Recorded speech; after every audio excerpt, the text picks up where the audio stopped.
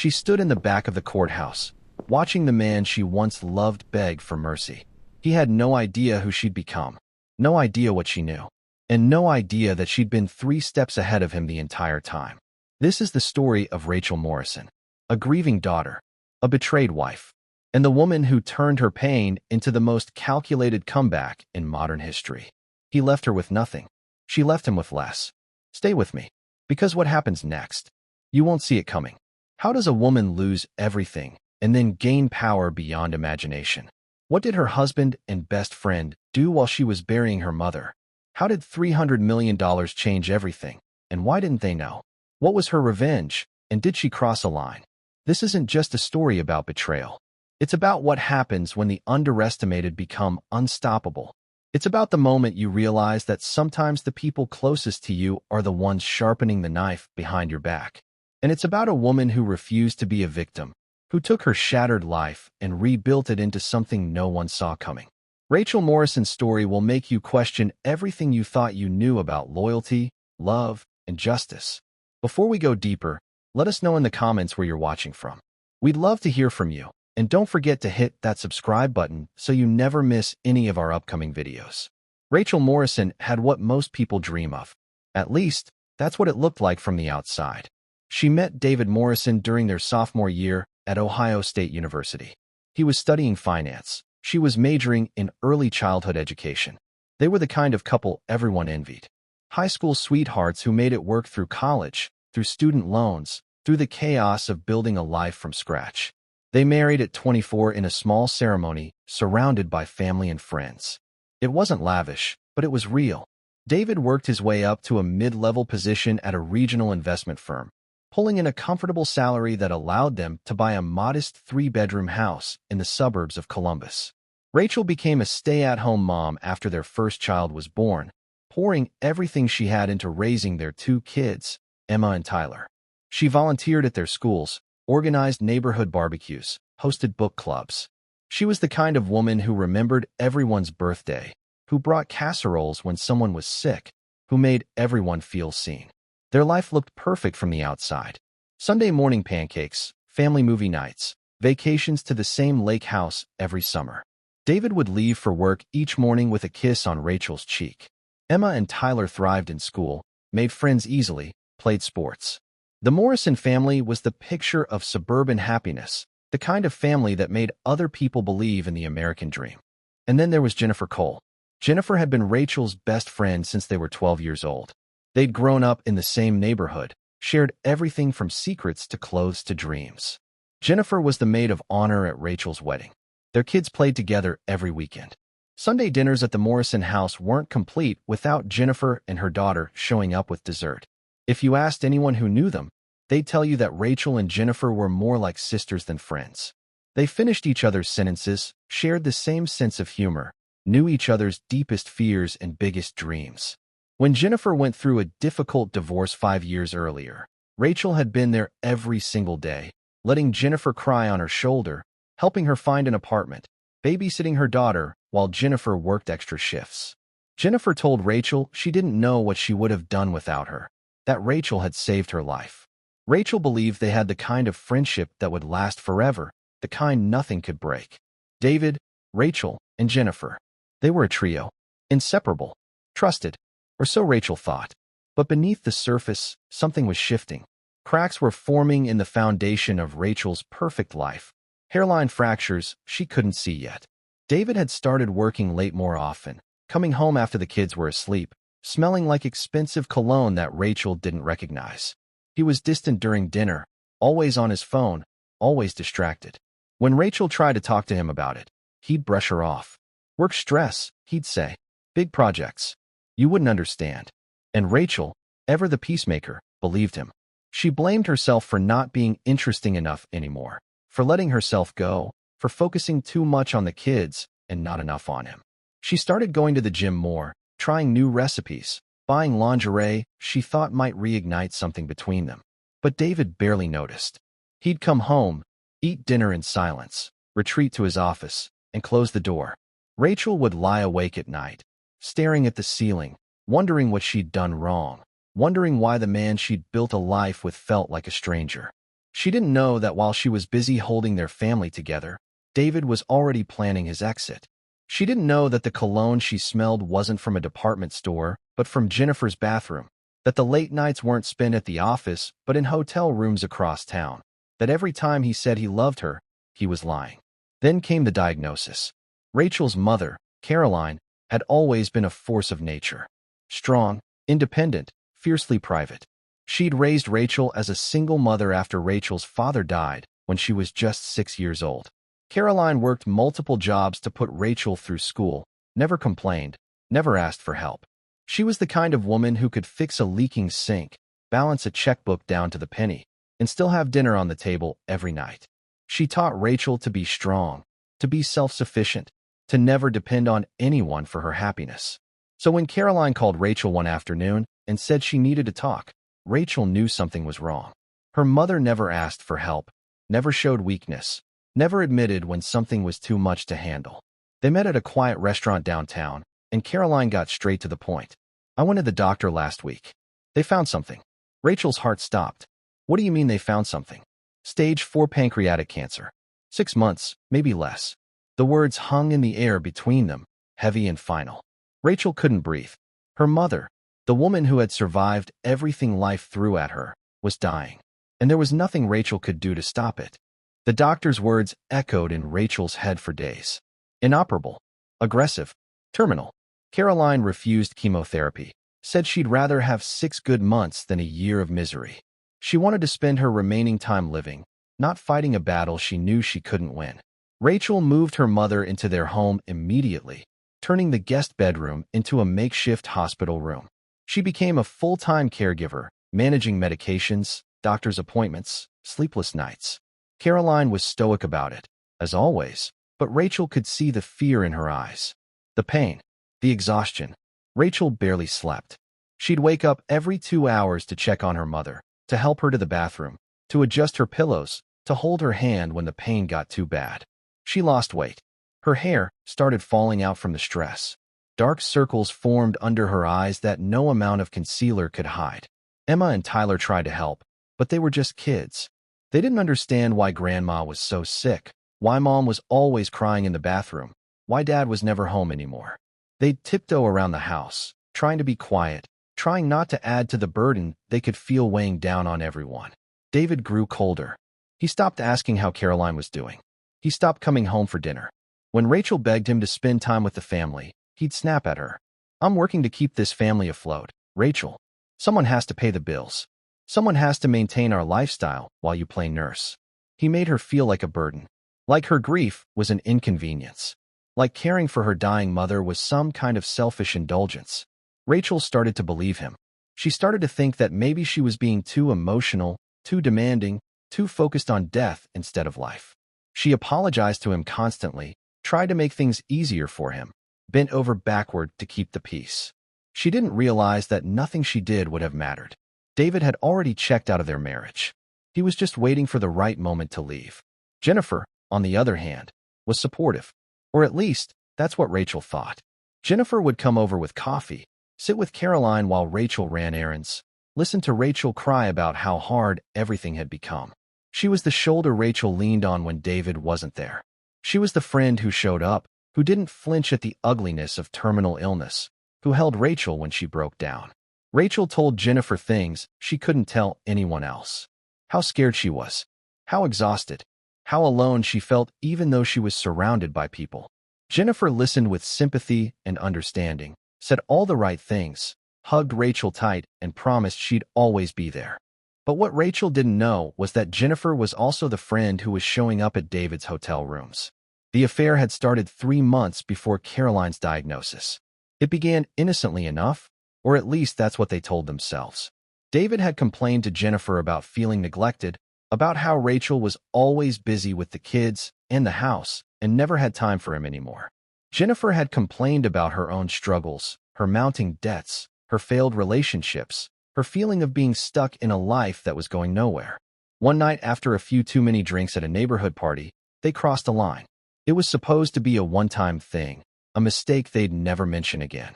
But then it happened again. And again. They were careful at first. Secret phone calls late at night, when their partners were asleep. Meetings during Rachel's doctor appointments with her mother. They told themselves it wasn't serious, that it was just an escape from their problems, that nobody was getting hurt because nobody knew. But the truth was, they were already planning a future together. Text messages between them revealed conversations about leaving Rachel once the timing was right, once Caroline passed away, once Rachel was too broken to fight back. The messages were cold, calculated, cruel. In one exchange, David wrote, "We just need to wait a little longer. Once her mom is gone, Rachel will be a mess. She won't have the energy to fight the divorce. We can get this done quickly and move on with our lives." Jennifer responded, "I know. It's hard being patient, but you're right. She's so fragile right now. She'll probably just sign whatever papers you put in front of her." In another message, Jennifer joked, "Rachel is so busy playing nurse that she wouldn't notice if you disappeared for days. I think we could have an entire weekend together, and she'd just assume you're working." David replied with a laughing emoji. They talked about how Rachel would never see it coming, how she was too trusting, too naive, too busy with her mother to notice what was happening right under her nose. Jennifer even joked in one message that Rachel was so focused on death that she didn't realize her marriage was already dead. And David laughed. He actually laughed at his wife's pain, at her dedication to her dying mother, at the sacrifice she was making for her family. These weren't just two people having an affair. They were conspiring, plotting, waiting like vultures for the perfect moment to strike. And that moment came sooner than they expected. September 14th, the day Rachel laid her mother to rest. The funeral was small, quiet, held at a cemetery just outside Columbus under a gray autumn sky that threatened rain but never delivered. Rachel stood at the graveside, her children on either side of her, holding her hands so tightly it hurt. Emma was crying silently, tears streaming down her face. Tyler was trying to be strong, his jaw clenched, his shoulders rigid. Rachel felt numb, like she was watching the funeral happen to someone else, like she was floating above her own body. David stood a few feet away, checking his phone. He didn't cry.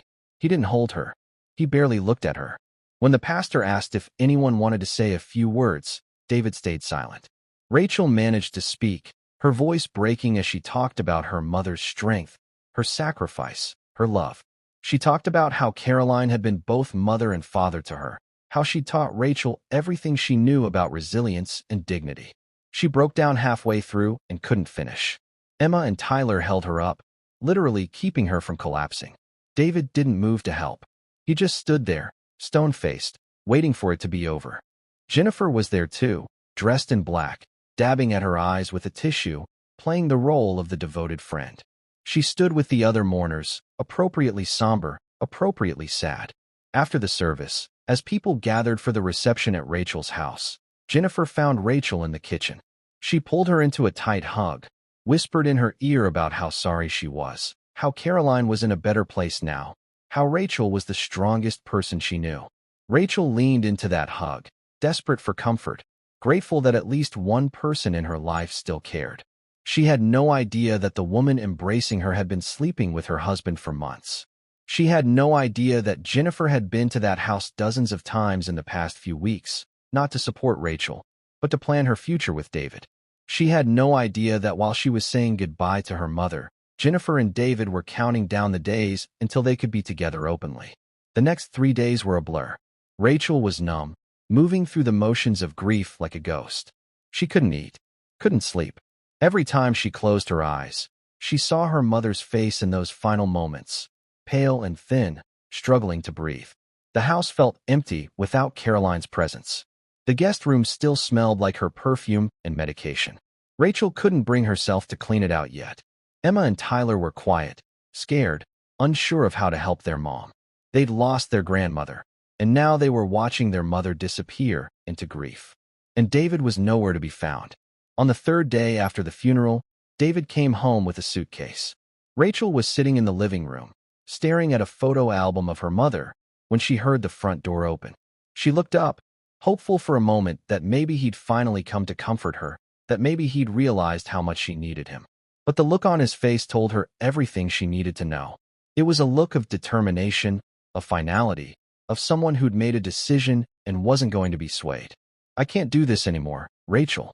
He said it so casually, like he was canceling a subscription or returning a defective product. No preamble, no gentleness, just a blunt statement that shattered what was left of Rachel's world. I need to be happy. Rachel's heart stopped. She felt like the floor had dropped out from under her. What are you talking about? Her voice was barely a whisper. I'm leaving. I've been unhappy for a long time, and I can't keep pretending. This marriage is over. She stood up, the photo album falling to the floor, pictures of her mother scattering across the carpet. David, my mom just died. 3 days ago. I buried her 3 days ago. I know, and I'm sorry about that, but this isn't about her. This is about us. There is no us anymore. I haven't been happy in years, Rachel. I've stayed for the kids, but I can't do it anymore. I deserve to be happy. Rachel felt like she was drowning. The room was spinning. This couldn't be happening. Not now. Not like this. She begged him to reconsider. Reminded him of their 18 years together. Their vows. Their children sleeping upstairs who'd just lost their grandmother and were about to lose their father too. But David was unmoved. His face was hard, closed off, like he'd already left emotionally and his body was just catching up. I've already made my decision, Rachel. I filed for divorce. My lawyer will be in touch. And then came the final blow, the words that would echo in Rachel's mind for months afterward. I'm moving in with Jennifer. The words hit Rachel like a freight train. She actually stumbled backward, grabbing the arm of the couch to keep from falling. Jennifer? Our Jennifer? My best friend Jennifer? She's been there for me in ways you haven't. We've been seeing each other for a while now. We're in love. Rachel couldn't breathe. Her chest felt tight, like someone was squeezing her lungs. Her best friend. Her husband. The two people she trusted most in the world. The two people who were supposed to love her, protect her, stand by her. How long? Her voice was shaking. Does it matter? Yes, it matters. Tell me how long you've been sleeping with my best friend while I was taking care of my dying mother. David sighed, annoyed, like she was being unreasonable. A few months. Maybe longer. I don't know exactly. Before my mom died. Before she was even diagnosed. David didn't answer. He didn't have to. The silence said everything. Rachel felt something break inside her. Something fundamental and irreparable. She collapsed onto the couch, sobbing so hard she couldn't catch her breath. Great, heaving sobs that shook her entire body. David stood there, cold and detached, watching her fall apart with the same expression you'd have watching a stranger have a breakdown on the street. Mild discomfort, mostly impatience. He told her he'd already filed for divorce, that his lawyer would be in touch, that he wanted half of everything, that she should get her own lawyer. He said it all in a flat, businesslike tone, like he was going over a grocery list. And then he picked up his suitcase, walked out the door, and got into Jennifer's car parked in the driveway. Rachel watched from the window as they drove away together, and she saw it clearly. Jennifer's hand on David's thigh, both of them smiling, laughing about something. Free, happy. While Rachel stood in the wreckage of her life, barely able to stand, they were already moving on. Within a week, the entire neighborhood knew. Rachel Morrison, the woman who'd always held it together, who'd been the backbone of every PDA meeting and charity drive, had been abandoned by her husband for her best friend. People whispered. Conversations stopped when Rachel entered rooms. Some friends stopped calling altogether. Others called with fake sympathy, fishing for details they could share at their next coffee date. A few people took sides. Most of them chose David and Jennifer, because let's be honest, scandal is more interesting than loyalty, and David was better at controlling the narrative. He told everyone who would listen that he and Rachel had grown apart, that the marriage had been over for years, that leaving was the hardest decision he'd ever made, but the right one for everyone involved. He painted himself as the victim, the man who'd sacrificed his happiness for too long and finally found the courage to choose himself. He never mentioned the affair. Never mentioned that he'd left his wife while she was grieving. Never mentioned that he'd been planning this for months. People believed him because they wanted to believe him. Because it's easier to believe a comfortable lie than an ugly truth. And Rachel was in no state to defend herself. She was barely functioning. Rachel was left alone in that house with 2 confused kids and a mountain of grief she couldn't process.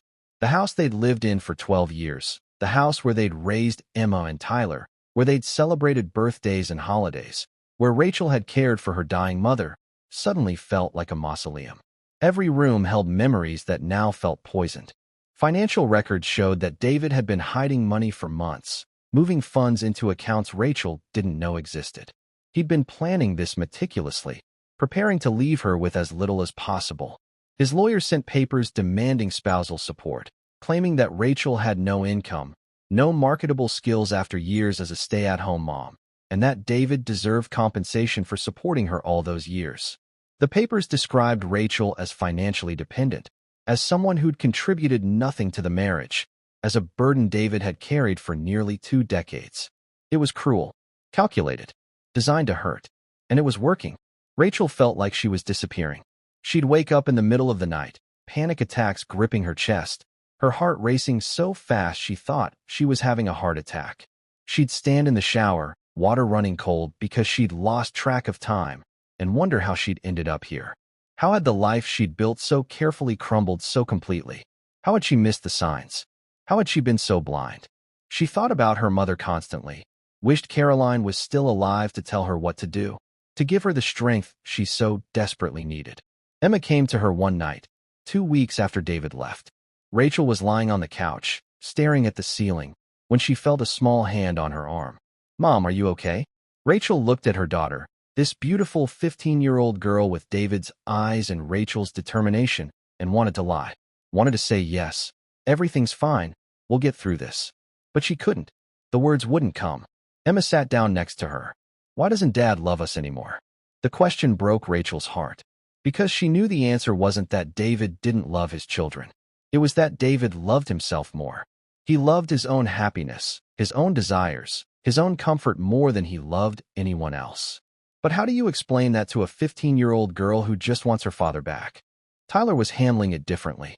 He became angry, volatile. He got into fights at school, stopped doing his homework, talked back to teachers. The guidance counselor called Rachel in for a meeting, expressing concern about Tyler's behavior. "He's acting out because of the divorce," the counselor said gently. "Have you considered family therapy?" Rachel sat in that office, listening to a stranger tell her that her son was struggling, and felt like the worst mother in the world. She was so consumed by her own grief that she hadn't seen how much her children were suffering. She was failing them, failing herself, failing at everything. The house they'd lived in for 12 years was put up for sale. David's lawyer argued that the proceeds should be split equally, and Rachel didn't have the money to fight it. She agreed to sell, to divide the money, to move out of the home where she'd raised her children. She found a cramped 2-bedroom apartment on the other side of town, a place with thin walls and flickering lights and a parking lot that smelled like garbage. Emma and Tyler shared one bedroom. Rachel slept on a pull-out couch in the living room because she couldn't afford a 3-bedroom place. This was her life now. This was what 18 years of marriage had amounted to. A pull-out couch in a bad apartment, 2 traumatized kids, and a soon-to-be ex-husband living happily with her former best friend. Meanwhile, David and Jennifer were living their best lives. Or at least, that's what it looked like on social media. David had moved into Jennifer's rented house, a modest 2-bedroom in a decent neighborhood. They posted photos together constantly. Date nights at expensive restaurants. Weekend trips to wineries. Romantic dinners by candlelight. Jennifer's Facebook was full of captions like, "Finally found my person," and "Sometimes the right one was there all along," and "Never been happier." The photos showed them laughing, holding hands, looking like a couple deeply in love. The comments were sickening. Friends and acquaintances congratulating them, calling them a beautiful couple, saying they deserved happiness, telling them how cute they were together. A few people defended Rachel in the comments, asking how they could be so heartless, pointing out that David's wife had just lost her mother. But those voices were quickly drowned out or blocked. Jennifer deleted any comment that didn't fit the narrative she was building. The narrative of star-crossed lovers who'd finally found each other, who'd been meant to be all along, whose love was too strong to deny. David's co-workers threw him a party when they found out he was dating again. They took him out for drinks, slapped him on the back, told him he deserved to be happy. Nobody seemed to care that his wife's mother had just died, that he'd abandoned his family, that he was flaunting an affair. Or maybe they just didn't know the full story. David was good at controlling the narrative. He never mentioned that he'd left Rachel 3 days after her mother's funeral. Never mentioned that Jennifer had been Rachel's best friend. Never mentioned the months of lying and sneaking around. He presented it as a simple case of a marriage that had run its course and 2 people who'd found unexpected love afterward. People believed him because they wanted to believe him, because the alternative was uncomfortable. It meant acknowledging that someone they knew and liked was capable of cruelty. And then, 2 weeks after David left, Rachel received a phone call that would change everything. It was from a lawyer she didn't recognize, a man named Richard Hastings, calling from a firm in New York City. He said he needed to meet with her urgently regarding her mother's estate. Rachel assumed it was about Caroline's small savings account, maybe some paperwork that needed signing. She agreed to meet him the following day, grateful for something to do that would take her mind off the divorce for a few hours. Richard Hastings was a man in his 60s, impeccably dressed in a tailored suit that probably cost more than Rachel's monthly rent. He had silver hair, kind eyes, and the kind of calm authority that comes from decades of handling high-stakes cases. He sat across from Rachel in a quiet coffee shop, a leather briefcase on the table between them. "Ms. Morrison, I want to start by offering my condolences for your loss. Your mother was a remarkable woman. I had the privilege of working with her for many years." Rachel nodded, confused. "Working with her? My mom was a secretary. She worked at an insurance company." Richard smiled gently. "Your mother was many things, Ms. Morrison, and I'm sure you're wondering why I asked to meet with you. Honestly, I assumed this was about her savings account or something. Maybe a small life insurance policy." Richard's smile widened slightly.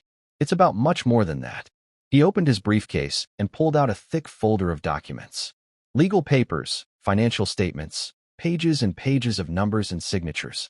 "Rachel, your mother was a very wealthy woman." Rachel blinked, certain she'd misheard. "I'm sorry, what?" "Your mother had an estate valued at approximately $300 million. The coffee shop seemed to tilt. Rachel gripped the edge of the table, her knuckles turning white. "That's impossible. My mom worked as a secretary. She lived in a small apartment. She drove a 15-year-old car. She clipped coupons. She shopped at thrift stores. There's no way she had that kind of money." "I understand this is shocking," Richard said calmly, "but it's absolutely true. Your mother was one of the earliest investors in several technology companies in the 1980s and 90s. She had a gift for identifying promising startups before anyone else saw their potential. She was exceptionally smart with her money and preferred to live modestly. She never told you because she wanted you to build your own life without the influence of wealth. She wanted you to know what it felt like to work for something, to make your own choices, to find your own path." Rachel couldn't speak. Her mind was reeling. Her mother, Caroline Mitchell, the woman who'd worked 3 jobs to put Rachel through school, who'd never taken a vacation, who'd lived in that same tiny apartment for 30 years, had been worth $300 million. It didn't make sense. It couldn't be real. Richard continued, his voice gentle but firm. "She left everything to you. The investments, the real estate holdings, the offshore accounts. All of it. You are now one of the wealthiest women in Ohio. And because the assets were held in carefully structured trusts and offshore entities, they are entirely separate from any marital property. Your husband has no legal claim to any of it." Rachel sat there, stunned into silence. Tears were streaming down her face, but she didn't know if they were from grief or shock or relief or some combination of all three. $300 million. Her mother had left her $300 million. Richard walked her through the details, speaking slowly so she could process. Caroline had started investing in the early 1980s, putting money into companies that were just ideas at the time. By the time she died, her portfolio was worth more than most people could comprehend. And she'd done it all quietly, never telling a soul, living in that same modest apartment, driving that same old car, working that same secretarial job until she retired at 65. "Why didn't she tell me?" Rachel whispered. Richard's expression softened. "She left you a letter. Would you like to read it now?" He handed Rachel a sealed envelope, her name written in her mother's distinctive handwriting on the front. Rachel's hands shook as she opened it, pulling out several pages of lined notebook paper covered in Caroline's neat script. "My dearest Rachel, if you're reading this, I'm gone, and I hope you've had time to grieve and begin to heal. I also hope you've forgiven me for keeping this secret from you for so long. I never told you about the money because I wanted you to know your own strength. I wanted you to build a life based on love and passion and purpose, not wealth. I wanted you to know what it feels like to work for something, to sacrifice, to make difficult choices, to stand on your own 2 feet. Money can be a gift, but it can also be a prison. It can make you question every relationship, every friendship, every choice. People change when they know you're wealthy. They see dollar signs instead of a person. They want things from you. I didn't want that for you. I wanted you to have a normal life, to marry for love, to choose your career based on what fulfilled you, not what paid the most. I wanted you to know who your real friends were, the ones who stuck by you when you had nothing. But now, as I leave this world, I leave you everything I built. Not because I think you need it, but because I know you'll use it wisely. You have my heart, my strength, and my stubborn refusal to let the world break you. Whatever you're facing right now, whatever pain you're in, know that you have the power to overcome it. You always have. I know you, my darling girl. I know you're probably doubting yourself right now, probably feeling lost and broken. But you're not broken. You're a Mitchell woman. We don't break. We rebuild. We take what life throws at us, and we turn it into something beautiful. Take this gift and build something meaningful with it. Make the world better. Help people who need help. And never, ever let anyone make you feel small. You are strong. You are capable. You are worthy of love and respect and happiness. And anyone who can't see that doesn't deserve a place in your life. I love you more than words can say. I'm so proud of the woman you've become. Now go show the world what you're made of. All my love, forever and always, Mom. Rachel sobbed in that coffee shop, clutching the letter to her chest, grief and gratitude and shock and love all crashing over her at once. Richard sat quietly, letting her process, not rushing her. When she finally looked up, her eyes red and swollen, he handed her a tissue. Your mother was an extraordinary woman, he said softly, and she clearly believed you were too. Rachel wiped her eyes, trying to pull herself together. What happens now? Now we get to work. There's legal paperwork to sign, accounts to access, decisions to make about the investments and properties. I'll help you through all of it. I also strongly recommend you hire a financial advisor, a security team for yourself and your children, and most importantly, keep this information private until you're ready to reveal it. Richard leaned forward, his expression serious. People will come out of the woodwork when they find out. Ms. Morrison. Family you haven't heard from in years. Charities. Scammers. Investment opportunities. Even friends. Everyone will suddenly have a reason to contact you, a reason they need your help or your money. You need to protect yourself and your children. And then he said something that changed Rachel's entire perspective. Given your current divorce proceedings, I'd strongly advise you to keep this quiet until after the settlement. Your husband has no legal claim to this inheritance under Ohio law, but if he finds out about it, he'll try to make a claim anyway. He'll drag you through court, make false accusations, tie you up in litigation for years. The best thing you can do right now is let him think you have nothing. Let him proceed with his divorce under the assumption that you're financially vulnerable. And then, when the time is right, you reveal the truth. Rachel looked up, her tears drying, something hardening in her chest. Something cold and sharp and focused. You're right. I won't tell him. Richard nodded approvingly. Smart. Very smart. And Ms. Morrison, I want you to know that your mother prepared for this moment. She knew that someday you might face a situation where you'd need to be strategic, where you'd need to protect yourself. That's why she structured everything the way she did. She was protecting you even after she was gone. Rachel walked out of that coffee shop a different woman. The grief was still there, the betrayal still burned, but now there was something else underneath it all. Power. Options. The ability to fight back. But Rachel Morrison was smarter than most people gave her credit for. She didn't tell anyone about the inheritance. Not her children, though she desperately wanted to ease their worries about money. Not her remaining friends, though some of them had been helping her with groceries and rent. And certainly not David. She made a decision that day, sitting in her car outside that coffee shop, her mother's letter still clutched in her hand. She would stay silent. She would let David think she was broken, penniless, defeated. She would let him proceed with his cruel divorce strategy, let him demand spousal support, let him think he was winning. And while he and Jennifer celebrated their new life together, while they posted their happy photos and made their plans, Rachel would be building something they couldn't even imagine. She would be preparing for war, and she would win. The first call Rachel made was to Margaret Chun. Margaret Chun was a legend in legal circles, the kind of lawyer other lawyers whispered about with a mixture of fear and admiration. She'd handled some of the most high-profile divorce cases in the country, representing betrayed spouses against powerful executives, celebrities, politicians. Her reputation was simple. She didn't lose. Ever.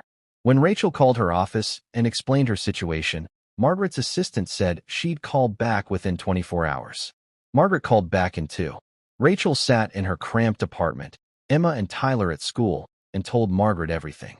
The affair, the timing, David leaving 3 days after Caroline's funeral, Jennifer's betrayal, the cruelty of it all, the demands for spousal support. And then, in a quiet voice, Rachel told her about the inheritance, about the $300 million David knew nothing about. There was a long pause on the other end of the line. Then Margaret Chin laughed. It wasn't a cruel laugh. It was the laugh of someone who'd just been handed a winning lottery ticket. "Ms. Morrison," Margaret said, her voice warm with something that sounded like delight. "Do you want justice, or do you want revenge?" Rachel didn't hesitate. "I want both. Then we're going to get along just fine. Here's what's going to happen. We're going to let your husband think he's winning. We're going to let him file his motions, make his demands, paint you as the dependent housewife. And then, at exactly the right moment, we're going to bury him so completely that he'll wish he'd never met you. Can you do that? Can you be patient?" Rachel thought about her mother, about the letter, about 18 years of marriage thrown away like garbage, about Jennifer's hand on David's thigh as they drove away. "Yes," she said, "I can be patient." "Good, because patience is going to win this war." Margaret's strategy was meticulous. First, they needed evidence. Not just of the affair, though that was important. They needed to document everything. Every lie David had told, every asset he'd hidden, every moment of the affair, every text message, every financial transaction. They needed to build a case so airtight that David's lawyer wouldn't be able to wriggle out of it.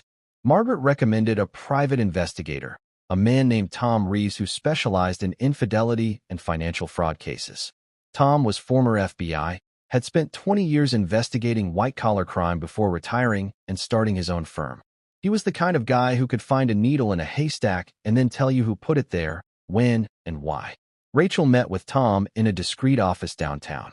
He was in his 50s, graying hair, sharp eyes that seemed to see right through you.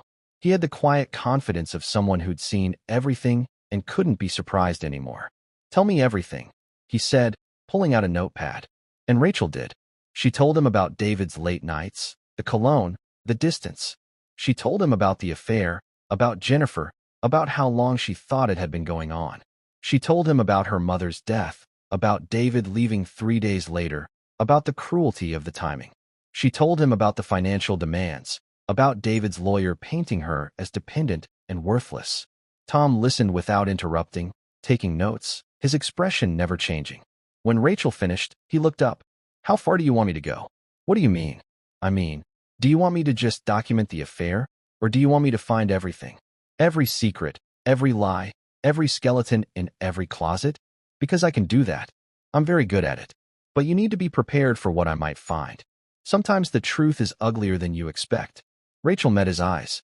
"Find everything." Tom nodded. "Understood. This is going to take some time, probably a few months. And it's going to cost money. Do you have funds available?" Rachel thought about the $300 million sitting in offshore accounts. "Yes," she said. "Money isn't a problem." Over the next several weeks, Tom worked his magic. He was thorough, methodical, relentless. He traced David's movements through credit card receipts and cell phone location data. He pulled phone records going back a year. He hired a forensic data specialist who recovered deleted text messages from cloud backups. He followed David and Jennifer, documenting their relationship in excruciating detail. Hotel receipts showing rooms booked in David's name on nights when he'd told Rachel he was working late. Restaurant reservations at expensive places David had never taken Rachel. Photographs of them together, holding hands in the park, kissing outside Jennifer's house, acting like a couple without a care in the world. But Tom found more than just evidence of the affair. He found financial fraud. David had been systematically moving money out of joint accounts for months before he left Rachel. It had started small, a few $100s here and there that could be explained as cash withdrawals or forgotten purchases. Then larger sums, $2,000 transferred to an account in David's name only. By the time David left, he'd moved over $40,000 out of accounts that were supposed to be joint marital property. But Tom didn't stop there. He wanted to understand Jennifer too. Who was this woman who destroyed Rachel's life? What was her motivation? Was this really about love, or was there something else going on? What Tom uncovered painted a disturbing picture. Jennifer Cole was drowning in debt. Jennifer had filed for bankruptcy twice in the past decade, and both times she'd managed to dig herself out just enough to survive before falling back into debt. She was living paycheck to paycheck, one emergency away from complete financial collapse. And then David came along. David, with his stable job and six-figure salary. David, with his nice house and comfortable lifestyle. David, whose wife David made sound like an anchor dragging him down. Jennifer saw an opportunity. She saw a way out of her financial nightmare, a way to finally have the life she thought she deserved. The text messages Tom recovered showed Jennifer pushing David to leave Rachel sooner, to file for divorce faster, to get his settlement so they could start their life together. In one message, Jennifer wrote, "We can't start our real life until you're free from her. Once you get what you're owed in the divorce, we can finally be happy. We can travel, buy a house together, actually live instead of just surviving." In another message, she was even more explicit. "How much do you think you'll get from her in the settlement? Half the house has to be at least $100,000, right? Plus spousal support? We could be looking at serious money here, babe." This wasn't love.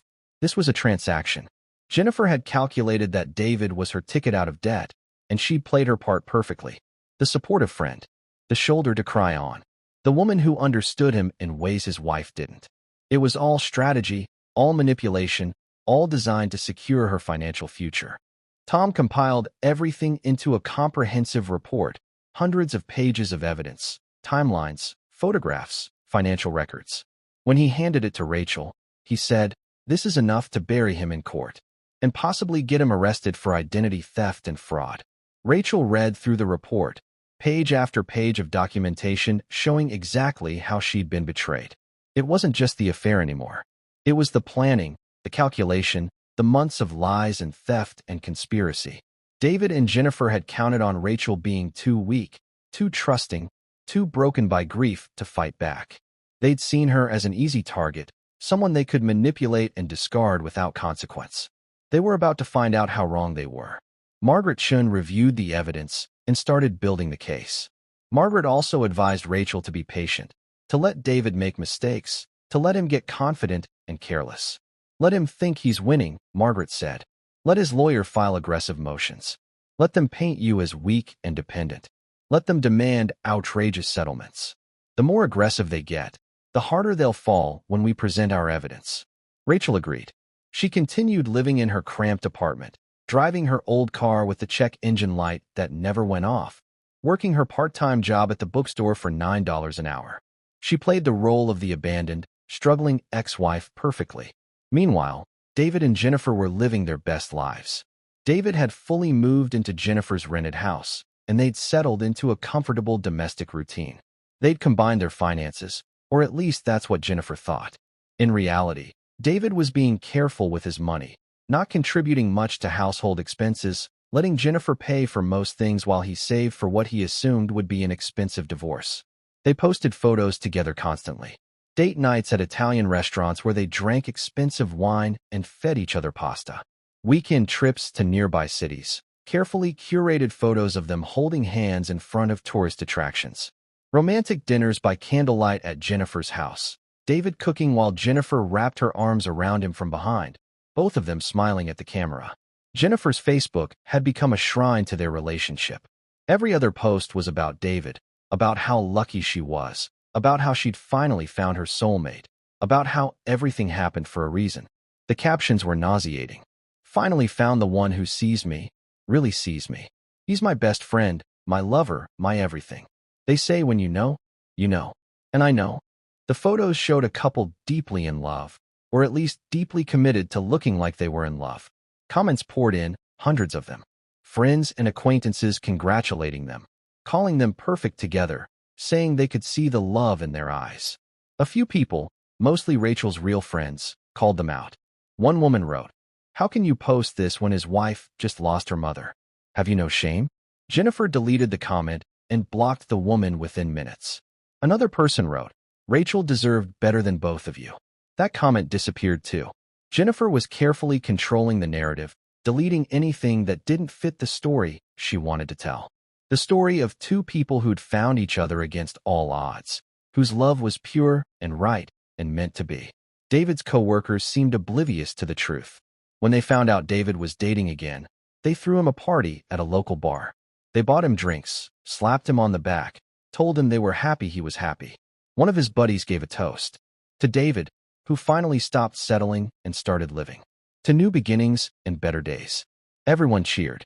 Nobody seemed to care that David's wife had just buried her mother. Nobody seemed to think it was strange that David had moved on so quickly, that he was already living with someone new. Or maybe they just didn't know the timeline. David was good at controlling information, good at making himself look like the victim of a dead marriage rather than the architect of its destruction.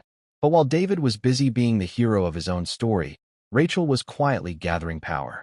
She met with the financial advisors Richard Hastings had recommended, a team of specialists who managed portfolios for ultra-high net worth individuals. They met in a sleek conference room in downtown Cleveland, far from anyone Rachel knew, far from prying eyes. The lead advisor, a woman named Patricia Kim, walked Rachel through her mother's estate in detail. Patricia and her team helped Rachel understand what she had, how it worked, and how to protect it. They restructured some of the holdings to ensure everything was shielded from any potential legal claims. They set up irrevocable trusts for Emma and Tyler, guaranteeing their financial security for life. She met with these advisors twice a week, learning everything she could, transforming herself from a stay-at-home mom into a sophisticated investor. And she did it all while pretending to be broke. She'd leave meetings in designer conference rooms where people called her Ms. Morrison and treated her with deference, where they discussed 8-figure investments and global portfolio diversification. Then she'd drive back to her shabby apartment in her old car that smelled like French fries from the fast food bag Tyler had left in the back seat. She'd change out of the one nice outfit she owned and put on sweatpants. She'd make dinner from whatever was on sale at the grocery store. She'd help Emma with homework and try to mediate Tyler's anger and pretend that everything was normal. The double life was exhausting, but it was necessary. Every day that David thought Rachel had nothing was a day he grew more confident, more careless, more convinced he'd gotten away with everything. And confident people make mistakes. 6 months after David left, the divorce proceedings officially began. The courthouse in downtown Columbus was busy that morning, a gray Tuesday in March with rain threatening but never quite arriving. People rushed through the halls with legal folders and worried expressions, heading to courtrooms where their lives would be dissected and decisions would be made by strangers in black robes. David showed up looking confident, almost triumphant. He wore an expensive suit, new, probably bought for the occasion. His hair was freshly cut, his shoes polished. He looked like a man who knew he was winning, who couldn't wait to make it official. Jennifer sat in the gallery behind him, her hand on his shoulder as he checked in with his lawyer. She was wearing a tight red dress, completely inappropriate for a courtroom, her makeup done heavy, her heels too high. She looked like she was going to a cocktail party, not her boyfriend's divorce hearing. She was there to support David, to show the world that they were a united front, that their love was real and strong and worth fighting for. Rachel walked in wearing a simple black dress, the same one she'd worn to her mother's funeral. Her hair was pulled back in a plain ponytail. She wore no makeup.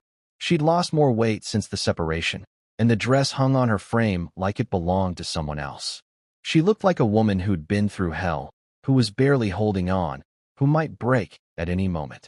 Which, of course, was exactly the image she wanted to project. Margaret Chun arrived separately, walking into the courtroom with the confidence of someone who'd never lost and had no intention of starting today. She carried a simple briefcase, wore a perfectly tailored navy suit, and moved with the kind of quiet authority that made people step aside without realizing why. She nodded at Rachel, gave her a small smile of reassurance, and took her seat at the plaintiff's table. David's lawyer, Robert Hutchins, was already there. Robert was a shark, the kind of lawyer who advertised on billboards and local TV with slogans like, "Get what you deserve."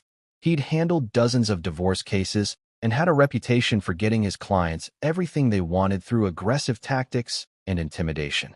He was expensive, which had made Rachel wonder how David was affording him until Tom Reeves discovered that Jennifer had taken out a personal loan to pay the retainer. Even David's legal representation was being funded by stolen money and desperate measures. Judge Patricia Harmon entered the courtroom, and everyone stood. Judge Harmon was in her early 60s, a no-nonsense woman who'd been presiding over family court for over 20 years. She'd seen every kind of divorce imaginable, every kind of lie and betrayal and manipulation. She had a reputation for being fair but firm, for not tolerating games or theatrics, for cutting through the performances people put on in her courtroom. "Be seated," she said, and everyone complied. "Mr. Hutchins, you may proceed with your opening statement." Robert stood up, buttoning his jacket, preparing to launch into the performance he'd practiced. "Your Honor, this is a straightforward case of marital dissolution where my client, David Morrison, is seeking fair and equitable division of assets and reasonable spousal support. Mr. Morrison supported his wife for 18 years while she chose not to work. He provided her with a comfortable home, financial security, and a lifestyle she could never have afforded on her own. Now, as the marriage ends, he's simply asking for what's fair. He's asking that the marital assets be divided equally, and that Ms. Morrison contribute to his transition as he rebuilds his life, just as he supported her for nearly 2 decades. It was a masterclass in manipulation. Robert made it sound like Rachel had been a freeloader, like David had been a saint carrying an impossible burden, like asking for spousal support from a woman living in a cramped apartment and working at a bookstore was somehow reasonable. He painted David as the victim and Rachel as the villain, and he did it with such confidence that if you didn't know the real story, you might have believed him. Robert continued, "Furthermore, Your Honor, during the marriage, Ms. Morrison contributed nothing financially to the household. She chose to stay home, a decision that benefited her but placed the entire financial burden on my client. Now that she's chosen to end the marriage, it's only fair that she compensate him for those years of support. We're seeking 50% of all marital assets, including the proceeds from the sale of the marital home, as well as monthly spousal support in the amount of $3,000 for a period of no less than 5 years. Additionally, we're seeking reimbursement for Ms. Morrison's share of household expenses during the final year of the marriage, during which my client shouldered the full financial burden while Ms. Morrison was preoccupied with other matters. It was cruel, calculated. The preoccupied with other matters was a deliberate jab at Rachel's caregiving for her dying mother." Robert sat down, looking satisfied with himself. Judge Harmon turned to Margaret.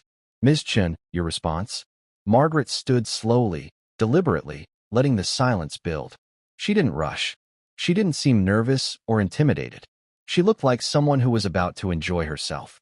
"Your Honor," she began, her voice calm and measured, "I'd like to start by correcting several inaccuracies in Mr. Hutchins' statement. First, Ms. Morrison did not end this marriage. Mr. Morrison ended it when he walked out on his wife 3 days after her mother's funeral to move in with her best friend, with whom he'd been having an affair for approximately 7 months. The courtroom went silent. You could have heard a pin drop. David's confident expression faltered. Jennifer shifted uncomfortably in her seat. Margaret continued, her tone never rising, never becoming emotional. She was a surgeon, precise and clinical. Second, Ms. Morrison did not choose not to work. She chose to raise their children, a contribution to the marriage that Mr. Hutchins seems to value at $0, but which any child care professional would tell you is worth at least $50,000 per year. Third, far from being supported by Mr. Morrison, Ms. Morrison was systematically defrauded by him. "Your Honor, I'd like to submit evidence." She placed a thick binder on the judge's bench. The bailiff took it and handed it to Judge Harmon, who opened it and started reading. Inside were printouts of text messages, bank statements, credit card records, photographs, forensic accounting reports. Everything Tom Reeves had uncovered, organized chronologically, with executive summaries highlighting the key findings. Documented evidence of systematic adultery, financial fraud, identity theft, and conspiracy to defraud my client, Margaret said. Judge Harmon read in silence, her expression growing harder with every page. Robert Hutchins flipped through his own copy of the binder, and Rachel watched the confidence drain from his face like water from a broken glass. David looked like he might be sick. Margaret continued. Mr. Morrison began an affair with Ms. Jennifer Cole approximately 7 months ago, while his wife was caring for her dying mother. During this time, he systematically moved marital assets into accounts in his name only, totaling over $40,000. He also opened a credit card in Ms. Morrison's name without her knowledge or consent and accumulated $17,000 in charges, primarily for hotel rooms and gifts related to his affair. The judge's face was stone. David tried to speak, tried to interrupt, but Robert put a hand on his arm, knowing it was already over. Margaret wasn't finished. In addition to the affair and the financial fraud, Your Honor, Mr. Morrison abandoned his wife 3 days after her mother's funeral. Not 3 weeks, not 3 months, 3 days. While Ms. Morrison was still in the acute phase of grief, while his children were still processing the loss of their grandmother, Mr. Morrison moved out of the family home and into Ms. Cole's residence. This isn't just infidelity. This is calculated cruelty. This is a man who waited for his wife to be at her most vulnerable and then struck. Robert stood up, trying desperately to salvage something. Your Honor, while my client admits to the affair, which he deeply regrets, these financial claims are exaggerated and taken out of context. He made some poor decisions during a difficult time in his marriage, but his intentions were never malicious. Margaret smiled, and it wasn't a kind smile. Out of context, Mr. Hutchins.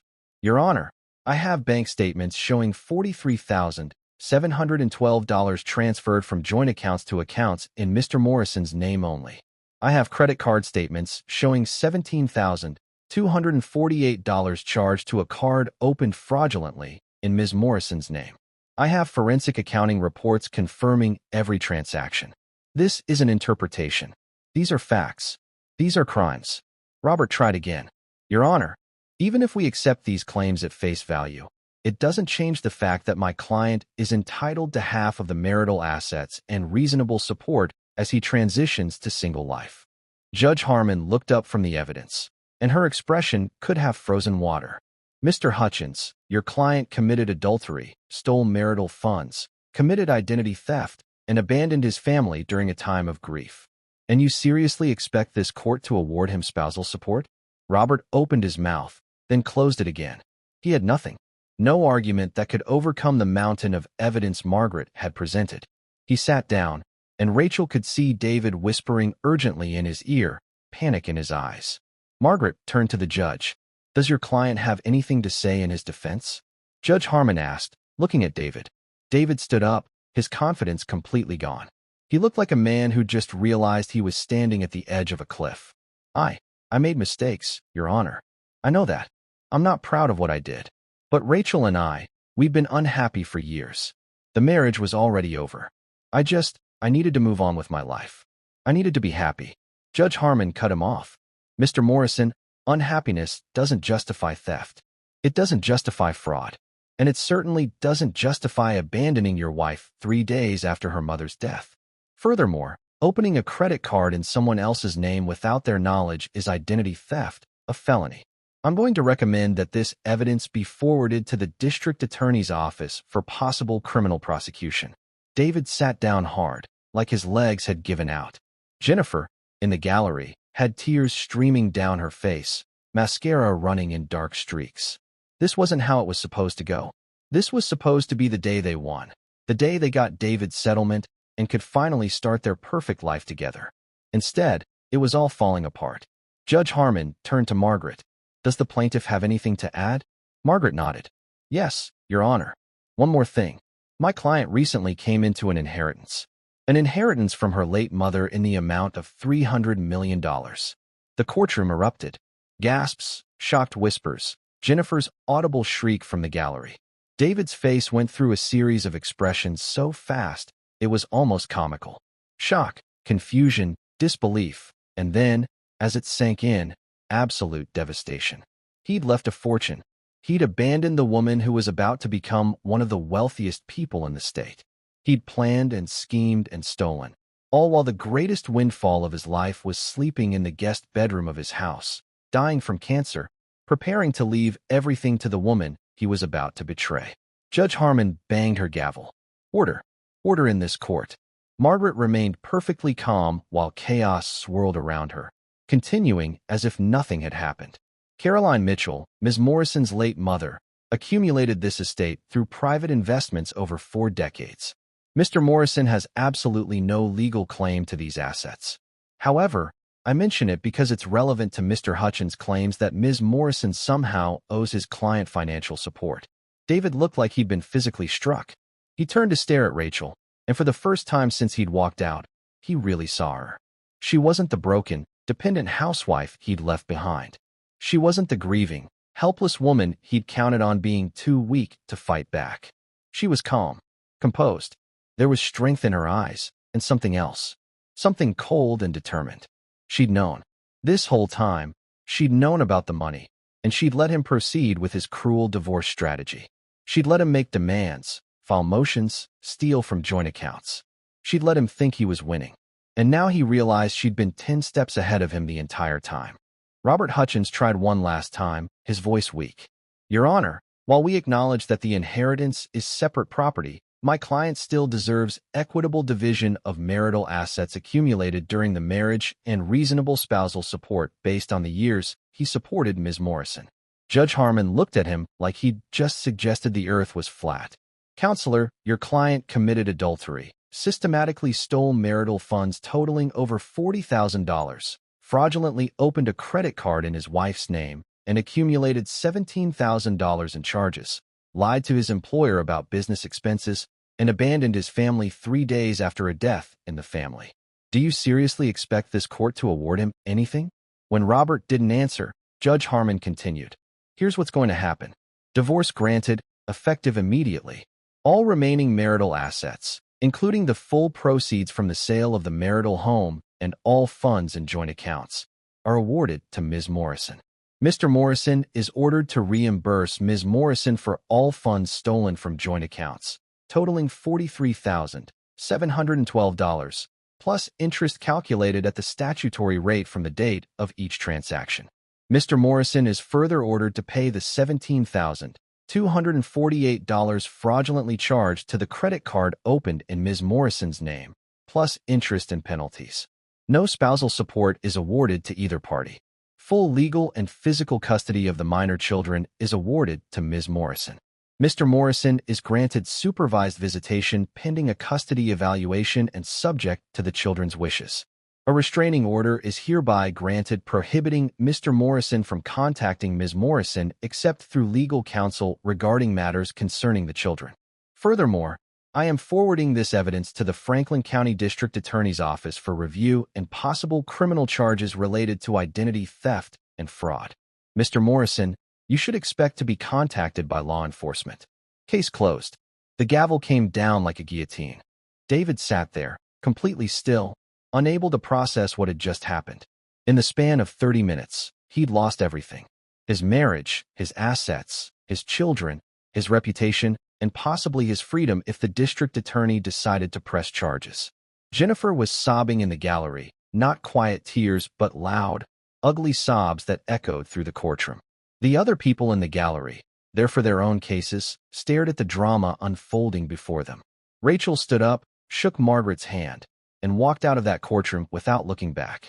She didn't gloat. She didn't make eye contact with David or Jennifer. She simply left, dignity intact, head held high. Outside the courthouse, Margaret turned to Rachel. You did beautifully in there. How do you feel? Rachel took a deep breath of cool March air. I feel free. The fallout was immediate and catastrophic. Within 48 hours, David's employer, the regional investment firm where he'd worked for 15 years, received an anonymous tip about David's falsified expense reports. The firm took financial misconduct very seriously, especially from someone in a position of trust who handled client money. They launched an internal investigation, and what they found was damning. David had been claiming business dinners that never happened, mileage for trips he never took, hotel rooms for conferences he never attended. It totaled about $6,000 over the course of 18 months, not a huge amount in the grand scheme of things, but enough to constitute theft. Combined with the publicity from the divorce case, which had been covered by local news outlets because of the shocking amount of the inheritance, the firm decided they couldn't keep David on staff. They fired him on a Friday afternoon. No severance package, no references, with a note in his permanent employment record that he'd been terminated for cause due to financial misconduct. David's professional reputation was destroyed overnight. He couldn't get another job in finance. Every application he submitted came back rejected. Background checks revealed not just the termination for cause, but also the divorce proceedings, the identity theft allegations, the fraud. He was radioactive. No reputable firm wanted to take the risk of hiring someone with his history. He applied to over 100 positions in the first 6 months after the divorce. Financial analyst roles, accounting positions, even entry-level jobs that paid half of what he used to make. Every single one rejected him. He finally got a job at a car dealership, selling used cars on commission. It was humiliating, standing in a parking lot in a cheap suit, trying to convince people to buy vehicles he knew were overpriced and under-maintained. He was terrible at it. He didn't have the personality for sales, didn't have the ability to fake enthusiasm and build rapport with strangers. He barely made minimum wage some months. The bankruptcy filing came 8 months after the divorce. Legal fees from the divorce had cost him $30,000. The reimbursement order from the court required him to pay Rachel back over $60,000, including interest. The credit card debt from the fraudulent card had ballooned with late fees and interest to over $25,000. His car was repossessed when he couldn't make the payments. Everything of value he'd accumulated over his career was gone, liquidated to pay debts he couldn't escape. He moved out of Jennifer's house, unable to contribute to rent and utilities, and found a studio apartment in a rough part of town. The kind of place with bars on the windows, where you heard sirens every night, where the hallway smelled like marijuana and mildew. It was 300 square feet, one room that served as bedroom, living room, and kitchen. The bathroom was barely big enough to turn around in. This was David Morrison's life now. This was what happened when you betrayed the wrong person. And Jennifer? Jennifer left him within 3 weeks of the courthouse verdict. She'd stayed just long enough to realize that there was no money coming, no settlement, no comfortable future. Just debt and humiliation and the realization that she'd destroyed her own life for nothing. She sent David a text message. She didn't even have the decency to break up with him in person, didn't even look him in the eye as she ended the relationship they'd risked everything for. The woman he'd left his wife for, the woman he'd committed fraud for, the woman he'd risked everything for, had discarded him the moment he stopped being useful. The irony wasn't lost on him, though it brought no comfort. He'd done exactly the same thing to Rachel, abandoned her when she needed him most, left her when he thought she had nothing to offer. Now he understood what that felt like. Jennifer moved to Arizona 3 months later, trying to outrun her debts and her ruined reputation. She changed her name legally, from Jennifer Cole to Jennifer Novak, trying to create a fresh start. But the internet is forever. She found work at a call center in Phoenix, making $12 an hour answering customer service calls for a cable company. It was monotonous, soul-crushing work, dealing with angry customers all day, reading from scripts, meeting quotas. She rented a room in a shared apartment with 3 other people, all of them strangers, all of them struggling. She was still drowning in debt, still alone, still running from the consequences of her choices. Last anyone heard, she was working 2 jobs, the call center during the day and waiting tables at night, barely making enough to cover her expenses. The comfortable life she'd envisioned with David had evaporated like a mirage. David's relationship with his children never recovered. The damage was too deep, the betrayal too complete. Emma and Tyler had been devastated when he left, confused and hurt and desperate for answers. They'd held on to hope that maybe their dad would come back, that maybe he'd explain, that maybe there was some reason for what he'd done that would make it make sense. Then they found out about the affair. Emma was 17 when she made the decision to cut off contact completely. She sent her father one email, short and final. "Dad, I've been thinking about everything that happened, and I've realized something. You chose yourself over all of us. Over Mom, over me, over Tyler. You hurt Mom when she was at her lowest point. You left us when we needed you. You stole from our family. You lied to us every single day for months. I can't have someone like that in my life. I don't care if you're my father.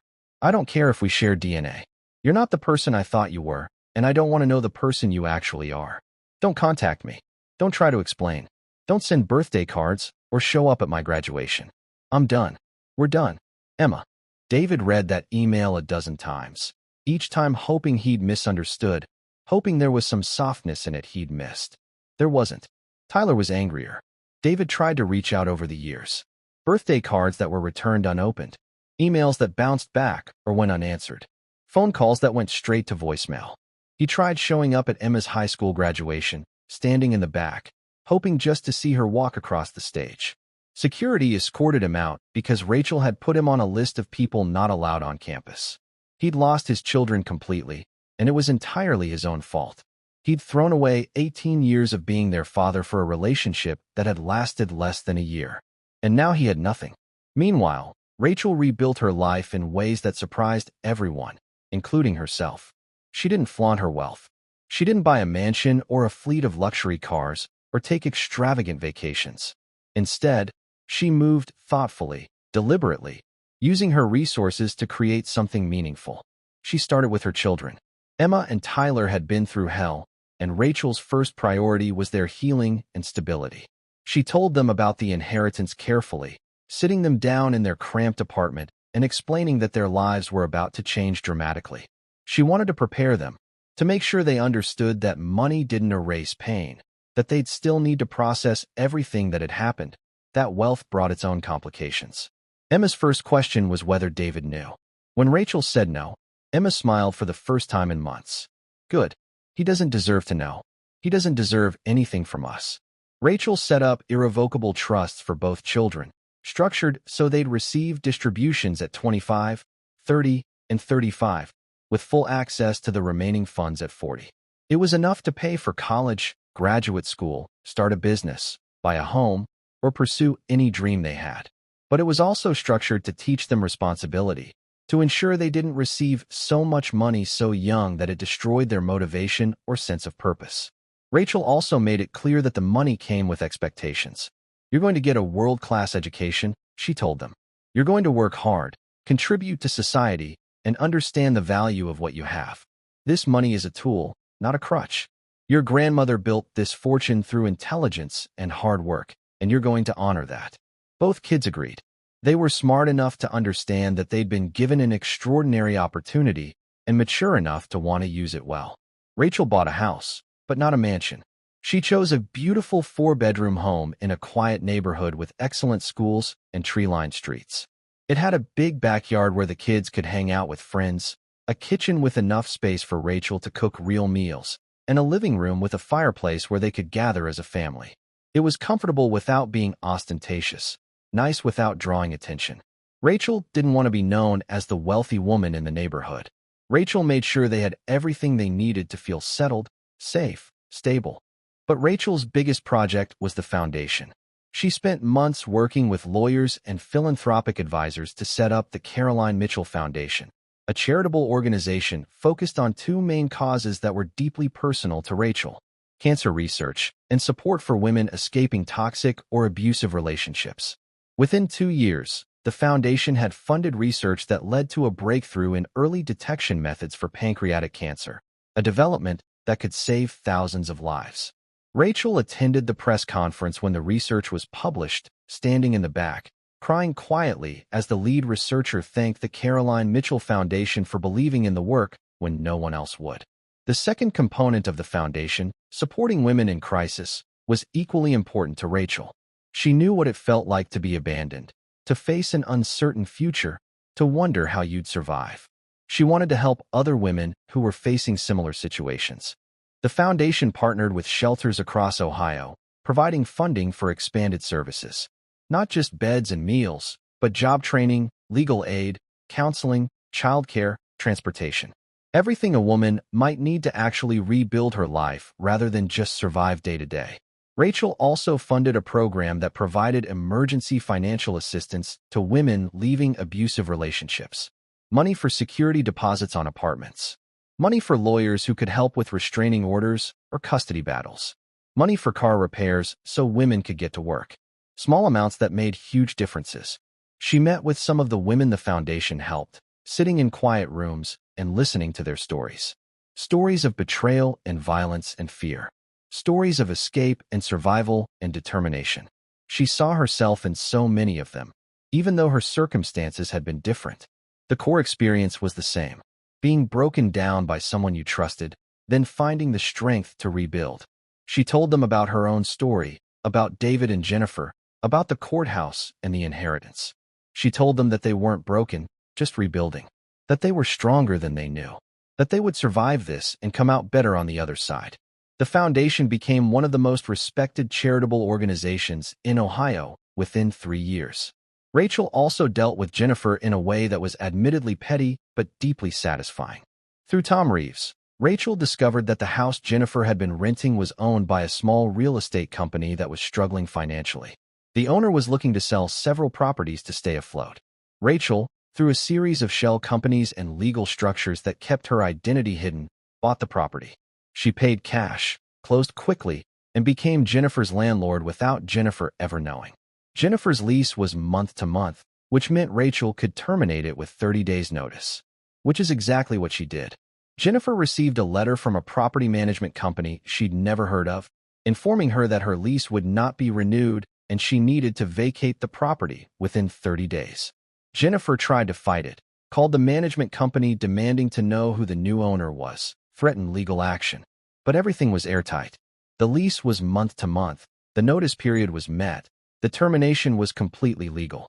Jennifer had to move out, scrambling to find a new place, angry and bitter, and still completely unaware that Rachel had orchestrated the whole thing. Rachel never told anyone what she'd done. It was a private victory, a small bit of justice that no one else needed to know about. But every time she thought about Jennifer packing up her things and moving out of that house, she smiled. As for David, Rachel never spoke to him again after the courthouse. She had no interest in revenge beyond what had already happened. His life had become its own punishment. She heard updates occasionally, through mutual acquaintances who thought she'd want to know. David was working at a car dealership. David had filed for bankruptcy. David was living in a studio apartment in a bad part of town. David had tried to contact the kids and been rejected. She listened to these updates with a strange detachment.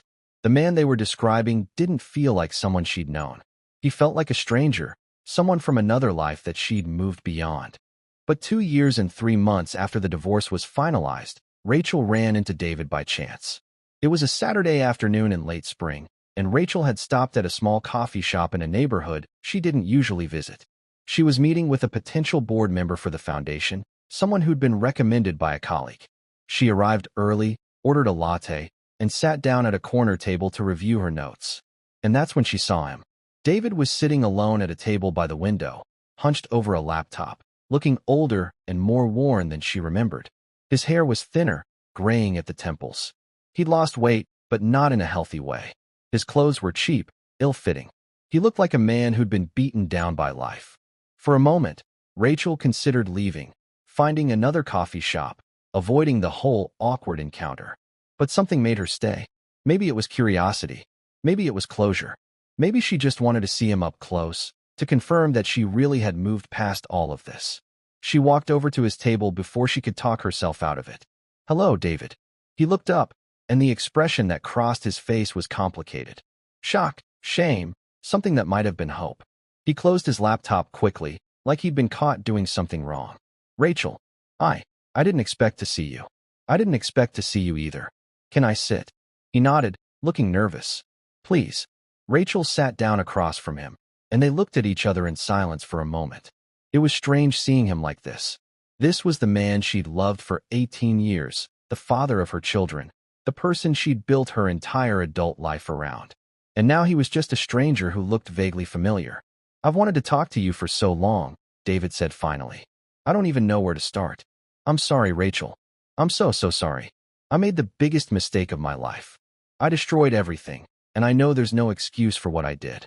Rachel listened without interrupting, sipping her coffee, watching him struggle to find words that could somehow make up for what he'd done. "I was selfish," he continued. "I was scared of getting older, of being trapped in a life I didn't choose anymore.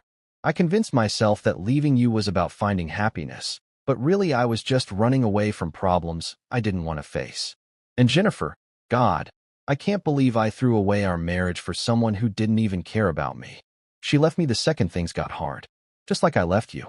I know what that feels like now. I know how much it hurts to be abandoned by someone you thought loved you. And I'm so sorry I did that to you." Rachel took another sip of her coffee, considering her response. When she spoke, her voice was calm, measured. "I appreciate the apology, David. I really do. But I want you to know something." She leaned forward slightly, holding his gaze. "You leaving me was the best thing that ever happened to me." David looked stunned, like she'd slapped him. "What?" "You heard me. When you walked out that door, when you left me at the lowest point of my life, I thought my world was ending. I thought I'd lost everything. But what I actually lost was dead weight. I lost someone who didn't value me, who didn't respect me, who was willing to betray me when I needed him most. And once you were gone, I found out who I really was. I found out what I was capable of. I rebuilt my life into something I'm genuinely proud of. I'm happier now than I ever was with you. David's face crumbled. He looked like he might cry, his eyes going red, his jaw trembling. I know I don't deserve your forgiveness. I don't deserve anything from you. Rachel's expression softened slightly. You're right. You don't. But I forgive you anyway. Not because you've earned it, but because holding on to anger was weighing me down. It was taking up space in my heart that I wanted back for better things. So I'm letting it go. I'm moving forward. And I hope you find a way to do the same. She stood up, finished the last of her coffee. David looked up at her, desperate. Rachel, wait. Do you think there's any chance the kids will ever talk to me again? Do you think there's any way I can fix things with them? Rachel paused, considering the question. That's not up to me, David. That's up to them. But if I were you, I'd focus less on what you lost and more on becoming someone they'd want to know. Become the father they needed 3 years ago. Do the work on yourself. Figure out why you did what you did. Get therapy. Make amends where you can. And then, maybe, if you actually become that person, they might reach out. But don't hold your breath.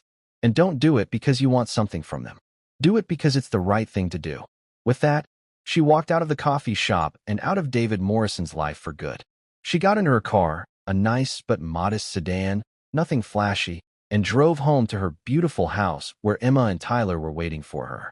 They had dinner together that night, the three of them sitting around the kitchen table, laughing and talking about their days.